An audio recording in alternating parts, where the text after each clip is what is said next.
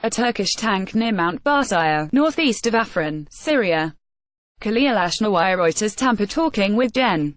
Joseph Vattel, the commander of American troops in the Middle East, is a paradoxical reminder of the limits of U.S.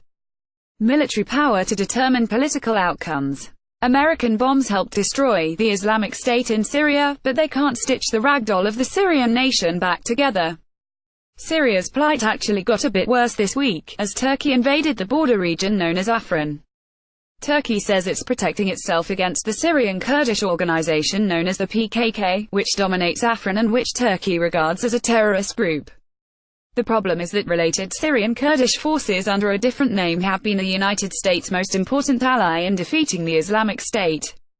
The flashpoint is a town in northern Syria called Manbij, occupied by the Syrian Kurds and their U.S. military advisors.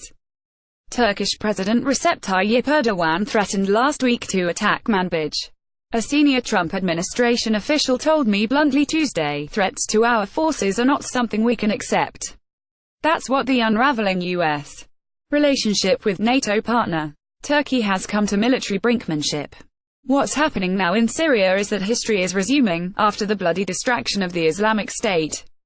Long-standing grievances that were postponed while a US-led coalition defeated the caliphate have returned with a vengeance. Turkey, Iran, Israel, Jordan, Russia and the United States are all pursuing their self-interests. The space separating these forces has collapsed, putting U.S. troops perilously close to collision with Russia, Turkey and Iran. The U.S. military 3 years ago was given the task of crushing the Islamic State. Vattel and other commanders have largely accomplished that mission, using innovative partnerships and tactics. But they couldn't erase local hatred to conjure up stable governance. Vattel was cautious in describing the United States' future mission in Syria when we talked last week at his headquarters here and during a visit to a training base. The presence of the roughly 1,500 U.S. troops remaining in Syria will be conditions-based, he said. The troops will focus on stabilization, rather than nation-building, seeking to enhance security so people can get back to their homes, and supporting UN Security Council resolutions calling for an independent, united Syria. U.S. officials speak as if America isn't taking sides in Syria, now that the Islamic State is shattered. And certainly, the United States should move now to embrace all the pieces of Syria's ethnic mosaic. But America shouldn't forget its friends, either, or these haunting casualty numbers in the final decisive battle to take the Islamic State capital of Raqqa. The Kurdish-held Syrian Democratic Forces SDF suffered 650 deaths, Vattel says. American deaths in Raqqa were 0.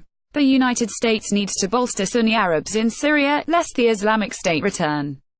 But American commanders know that it's the Kurds whom the Turks now say they want to destroy who have done the bulk of the fighting and dying. The civilian death toll in the Islamic State conflict hasn't been well calculated, but it was horrific. Vattel visited the ruined city of Raqqa on Monday. He told reporters that the campaign there was ugly, but necessary. When we talked last week, he said that in the last phase of the Islamic State campaign, U.S. advisors and air power would partner with the SDF in a war of annihilation against hundreds of Islamic State fighters who are trapped in the lower Euphrates Valley. U.S. commanders worry that their SDF allies will be pulled away from this essential mopping-up operation to fight the invading Turks. A sign of the new post-Islamic State crack-up in Syria was this headline in the Turkish newspaper Yeni Şafak about Vattel's arrival in the war zone. U.S. commander visits terrorists in Syria's Raqqa. That bodes ill. Like other senior American officials, Vattel stressed to me that the United States recognized Turkey's legitimate concerns, and described it as a good partner that has done a really good job of border security over the past year. Soothing words aside, the Trump administration recognizes that the relationship with Turkey is dangerously near the breaking point.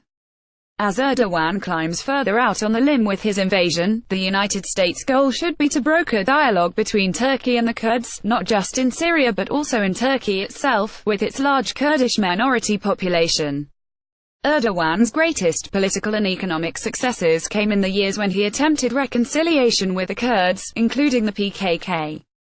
As the Islamic State campaign ends, old regional feuds resume. America can't stop Turkey, Russia and Iran from making mistakes. But this isn't the time to be pulling out America's 1,500 advisors from northeast Syria and creating an even bigger vacuum.